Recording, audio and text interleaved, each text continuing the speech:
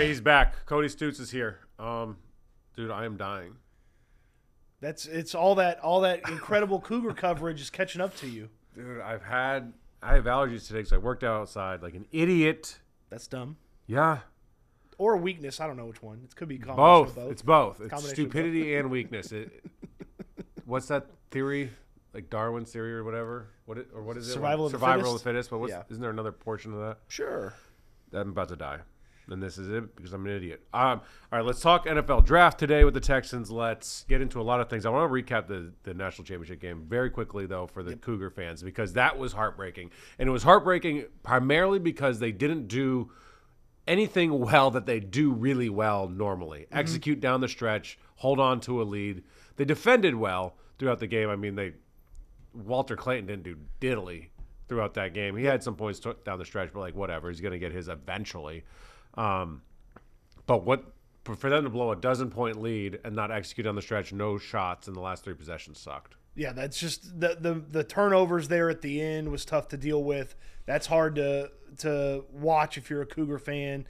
And that one almost hurts worse because, like what you said, that's not who they are. Yeah. And that just turned into a version of the team that they're not down the stretch. Did a good job keeping Florida from putting a bunch of baskets on there and kind of running away. They kept it close the whole time and then did not even get a shot off, man. Like that one will sting with you for a long time. I've been in a lot of locker rooms over the years, primarily at the highest level for professional, like World Series losing locker rooms. Never done a Super Bowl, but this locker room was the worst locker room I've ever been in at the end of a game. Like the toughest. It was tears. I mean, me right now. Like they couldn't form sentences. I had my arm on Terrence Arsenault at the end, like because he was kind of the only one that was really available that wasn't sobbing. Sobbing. And then I asked him a question. I was like, "Hey man, let's just try to get through this, and then like we'll be out of here." And I asked him just kind of what his emotions were and like kind of just to start. And he started bawling and couldn't even form sentences. He's like, I can't do this right now. So he kind of left. And then Emmanuel Sharp and Miles Zuzan didn't ever talk to the media. They kind of hid around the corner in the showers for the media portion. And most guys just couldn't get sentences put together. I felt horrible. I've never seen a team that tightly knit because there weren't one and dones. They'd been around forever. Jawan Roberts was there for 6 years. Kelvin Sampson beats the crap out of him through practice, so you bond through that. Yep. Like it's different than professional sports, and it's different than the one and done schools because they're around each other all the time. They become family. Yeah, well, and I know that athletes in college get compensated now, but they're not pros. They are kids. They are all somewhere between 19 and their early 20s, and that stings. And again, I think just not being who they were is probably like it's not like it's some Cinderella. No, it's not like it's like a team that played above their level like for a 3-4 day stretch in March and April. No, they were one of the best teams in college basketball, and then they didn't play like it down the stretch. Yeah, this wasn't something that like we knew was going to come to an end eventually. Not like they were this close to winning the whole thing. They were kind of the favorite, but depending who you asked, going into it after the comeback against Duke as well. Now that you bring up an interesting point, and I brought this up after the game to Sal, our producer here on sports, is like, at what point are you obligated to talk to the media because of NIL and because of the money you're getting, because you are teetering on professionalism? It's tough. I mean, we're getting there, and that's another level to all this. What are you going to do? Find me? Well, right, exactly. The NFL players, when they don't talk to us, they get fined. So that's a little bit different. College kids, they get a little bit more leeway. I'm fine with it just because of how long and important and emotional that was to them. So I get it, and you probably don't have the answers. Like I don't know it's going to be, good TV, so to speak, if they are talking. Well, for better or worse, it kind of is good TV. Okay. Right or wrong. Oh, look at Will over here. It's like, hey, this guy's worst moment, I got to get it on camera. So, to be fair, it's good TV. But I also told our producers, because we had these guys crying their eyes out. And I said, let's not air that.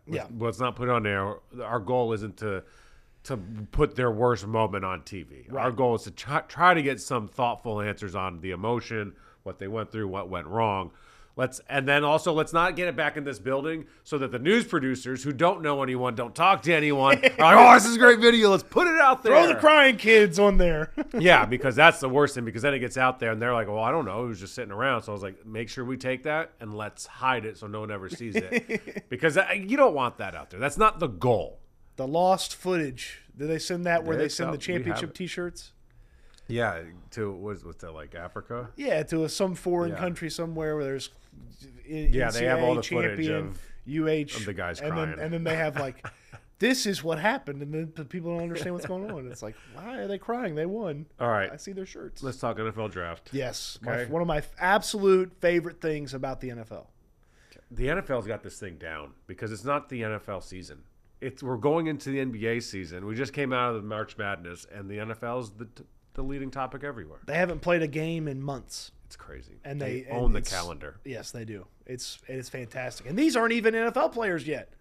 These No, are college players. Yeah, and it takes a special person to dive through all of them like you do. So, with that said, let's start with the Texans from a standpoint of needs. Rank the top 3 needs of this team. When they finished the season, I thought they needed offensive line help, and I thought they needed wide receiver help. And they still need offensive line help, and they still need wide receiver help. And I know that sounds a little bit scary when they've added 3 different offensive linemen, 1 via trade, 2 via free agency, and they've added a wide receiver via trade. But you still need to backfill that. They've done a really good job. But we're not under the impression that those are answers. Are we? Well, those are answers to smaller questions. Their offense is going to not – it's like there's, 2 stars on their offense? Oh. C.J. Stroud and Nico Collins, maybe Joe Mixon on any given day. Like I would shit. I would say they're not going to be say a star-laden Joe, for sure. team. You know, last year Laramie Tunsil was a star at left tackle. They're not going to have any stars on the offensive line. There's not going to be anybody that's going to stand out and be a big-time offensive lineman for them. Even the guy they drafted 25 is not going to be a star. Like, especially if he's an offensive lineman, he's not going to be a star. You know, even if he's a wide receiver, it's probably going to be drafting the Robin to Nico Collins' Batman. And that's kind of what Christian Kirk is now until you find a rookie or a draft pick that can be better than him. Okay, so at the expense of me maybe sounding like a fan that doesn't understand how this works and just sound like an idiot, I think at all costs, whatever it takes, get the best tackle that you can get without giving up like too much. Oh, so you're willing to do a little trade-up move here. Yeah, because I think they're that bad in the offensive line, and we see what happens with bad offensive lines. Sure. The Texans were horrible offensively because, in part, the offensive line, Bobby obviously as well. Sure. And we've seen Patrick Mahomes look like crap in the biggest moments because of a left tackle situation. Yep. Like, we got to avoid that. I certainly understand the desire to get an offensive lineman at all costs. I don't know that there's many guys that are trade-up worthy, but there should be guys that can help you on the offensive line when you're sitting there picking at 25.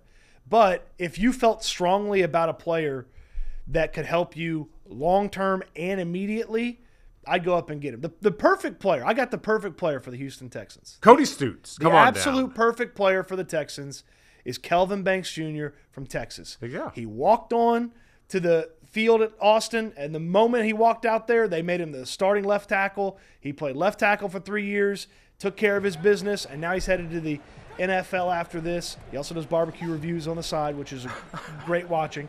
And Banks is a guy that right now, 2025, he plays guard for you, and then he's your left tackle of the future. That's what I was thinking, too. Yeah. What about the kid out of Oregon? He's going up people's draft boards. Josh Connerly Jr. Yeah. Josh Connerly Jr. He's intriguing because he started the draft process as near the top of tackle rankings. And then other guys, as you dig deeper into them, as they have some combine performances, as you talk about them, other guys kind of got, stayed high or got better. And Connerly's kind of been in that range of like 20 to 40. So he's like not one of the best tackles, and he probably needs a little bit of seasoning. And the tough part for the Texans, he probably can't play guard. I know he played a little guard at the Senior Bowl in Mobile, which is an all-star game that a lot of the players go to, but it didn't look good when he played guard. He's a tackle, And they've got Cam Robinson at left tackle for 2025. Now, he's not signed past 2025. And Robinson's been a pretty durable guy. He almost played 18 games last year, except he did not participate the week before he got traded from Jacksonville. So he's kind of an Iron Man. Like, he'll go out there, he'll play. And I feel like Blake Fisher's got a pretty good track record of being out there. So Connolly, probably not a player that can play for you a ton in 2025, but he can help you a lot in 2026. I just don't know if you want to make a primarily 2026 investment when you really want to win in 2025. Who's going to be available at 25? Do you think Kelvin's going to be there? Man, Banks it's tough to see him get there. I like him a lot more than it feels like the draftniks like him and the processes like him. You can't ignore take care of your business starter for 3 straight years at a program like Texas. But is he good enough? Is he good enough? He's good enough to be a top 15 pick. Okay. If I was the Saints, I'd pick him at 9. Oh, wow. I'd pick him at 9. So there's no way he's going to 25. Well, you got to think of – so my favorite thing about 25 is you got to find 24 players to get drafted in front of the Texans pick. So if you're thinking about a couple of running backs, a couple of quarterbacks, a couple of wide receivers, and then a couple of other offensive linemen that you never would have got a shot at, and now it's like, okay, now you need some defenders. Now you need maybe a safety to come off the board. And you start to push a guy like Banks down the board. Is it likely he's available? I'd say no, because I feel like the NFL is going to like him more than the draft process is going to like him. But there's other options if you're really, really set on an offensive lineman. There's other options that should be available at 25. Are they going to get anybody else but a lineman in the first round? I could like, is wide receiver really an option, and they're going to push linemen down? Yes, because I do feel like there are, again, if the Texans feel like they need interior linemen, there's a lot available day 2 and round 2, round 3. Like, there should be plenty of guys that can play right away for you that are going to be second round or third round draft picks. I don't know if there's enough wide receivers that you feel comfortable passing up if a guy you really like is there at 25. To me, there's really only 2 guys that the Texans would be pretty excited about at 25. It's Matthew Golden from Texas, and his range is sometimes people think he could be 6 to the Raiders, and some people think he could be, all the way down to the Chiefs or something like that in the latter part of the first round. So Golden's an interesting study, not a super consistently productive player. He had a really good finish to his season. How much of that was because of Quinn Ewers?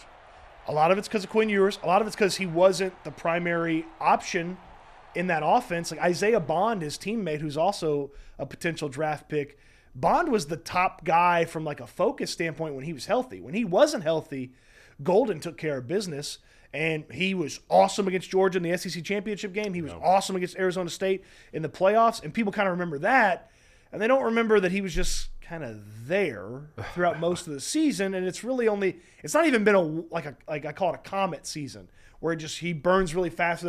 He had like a comet month where he was like really good for like a month of football, and the rest of it he was a pretty good player. So a lot of projection there, but the top end's pretty high. The other player is Ohio State wide receiver Emeka Egbuka. Is there a chance he's there? Absolutely. All right, we're going to pause right here. Hold on. Okay. All right. Okay, we're back. I'm dying. I'm powering through. This is what people need in the sports world. People that lay it all on the line like this. Okay, where were we? Emeka Egbuka, will he be there? Yeah. How do you like him? Do you think he's any chance for the Texans? Egbuka should be there. Now, there's a couple of teams. Would you want to take him over a tackle? If he's there and Calvin Banks is there. Banks, easy. Banks, because Banks solves 2 problems. He solves a guard problem in 2025. He solves a tackle problem in 2026. Egbuka doesn't solve as many problems or as many important problems. Egbuka does solve 2 problems. It gives you wide receiver help in 2025, and he can be your slot wide receiver in 2026. That's less important than fixing the offensive line and having a long-term option at tackle. But if Banks is gone and Egbuka's there, he's the profile for what the Texans look for.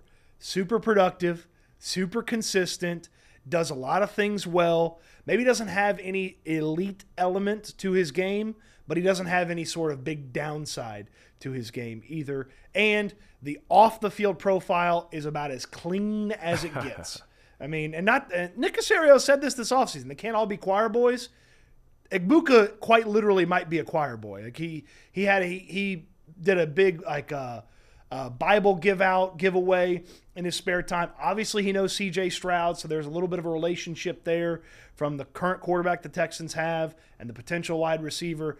And he just does a lot of things well, and he can play outside and inside. So he can help you right away in 2025. And then if Christian Kirk's a one-year solution, then Igbuka's your slot receiver going forward. Who's the guy that you've seen projected going to the Texans that you say, oh, dear God, please no? Josh Simmons, Ohio State tackle. And here's what I worry about with Simmons.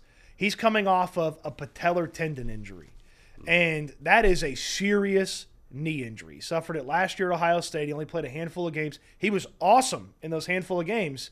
It was against the lesser competition. It was the start of that big Ohio State run. Okay, it was a bunch of cupcakes early on, but he was really good. And the talent's there, and he played initially at one school and transferred to Ohio State, and he was really good at Ohio State. I just can't draft a guy coming off that serious of a knee injury. I mean, initially it was reported as an ACL injury. Well, ACLs are no longer a death knell to a career. No, okay. A patellar tendon injury kind of is a death knell to a career. Most NFL players come back with a lower high end to their talent because of that injury. You usually lose athleticism. You usually lose a level of movement. He hasn't been able to work out in this process. And then Todd McShay just kind of slid in the other day when he was talking about Simmons. He said, yeah, teams are kind of worried if they pour into him that they're not going to get sort of the same pour into them from him. I've heard that as well. So I heard that at the Combine. A little bit of a character thing with him. So you pile on injury, maybe not going to help you in 2025. Only plays tackle. You've got tackle solutions. I just don't see how Josh Simmons fits what the Texans need in 2025. How about running back? Because backup running back's been an issue for a little bit now. Who do you like? That would be available. This running back class is like Baskin Robbins. There's deep, right? There is a flavor for everybody. Which you love. I love Baskin Robbins. All Is right? that your favorite ice cream spot? No. Okay, good. I do Good. love a Thank gold God. medal ribbon, though. It's very good. Very good. What is that? It's one of their ice creams. I know you don't know much, but you look like a froyo guy. I love frozen yogurt. Yeah. I love it. There's something for everybody when it comes to this running back class. There's a few do-it-all guys. Obviously, Ashton Genty from Boise State. The Texans won't get a shot at him. But Amarion Hampton from North Carolina.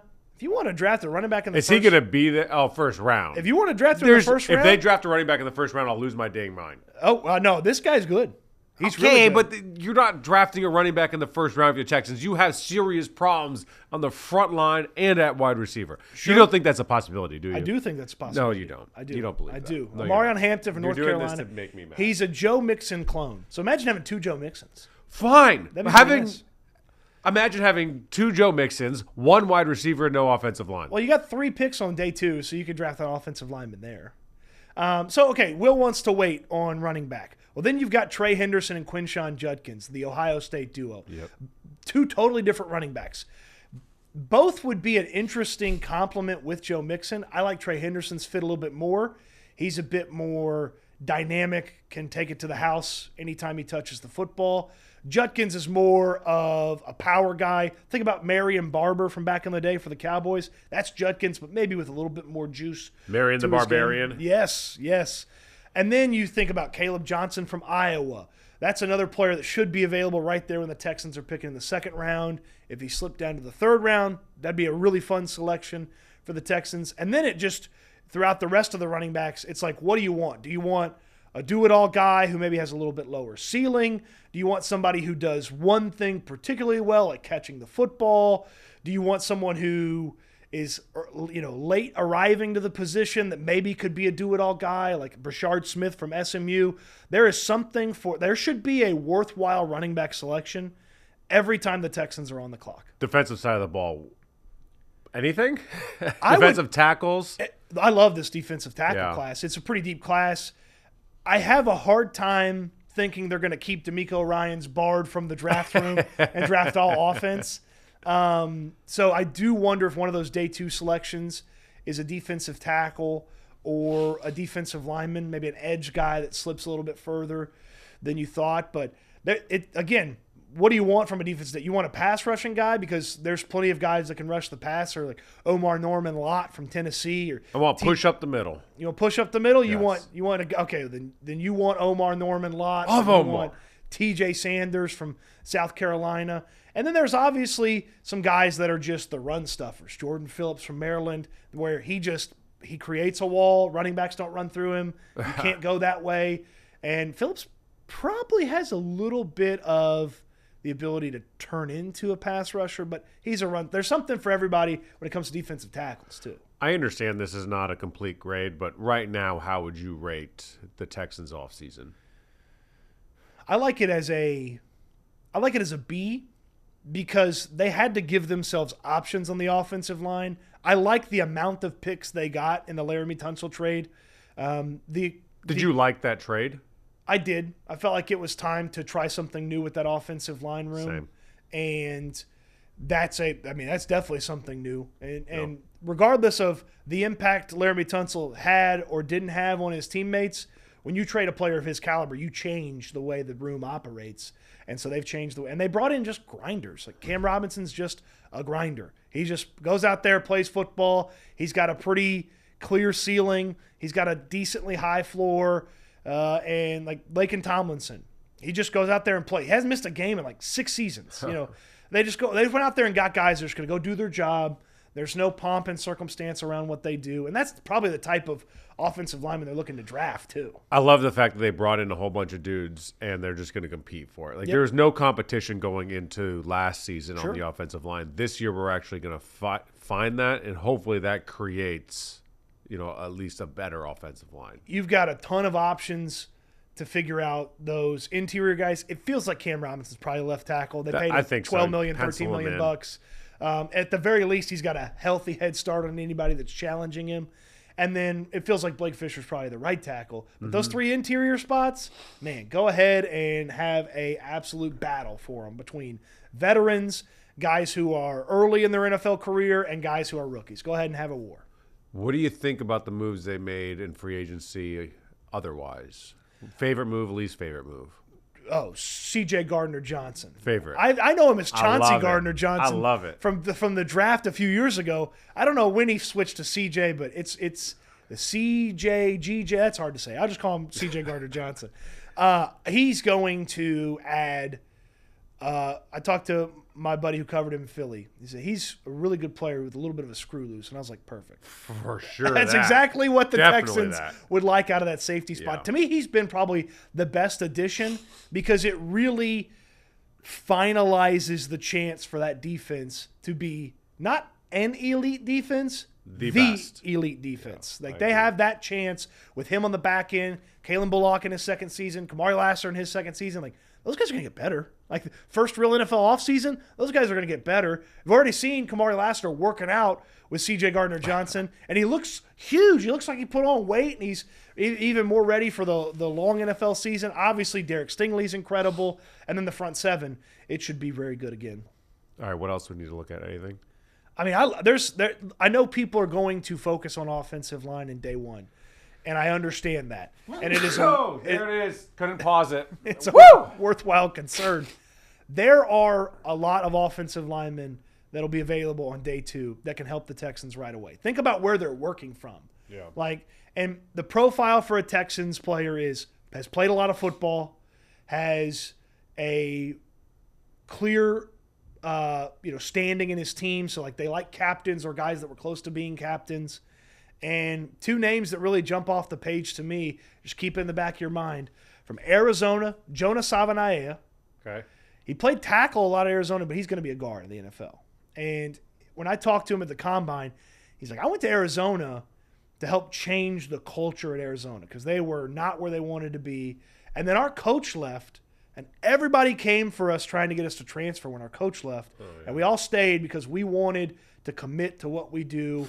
We loved our teammates. And I was like, man, that kind of sounds like something the Texans would love out of a player.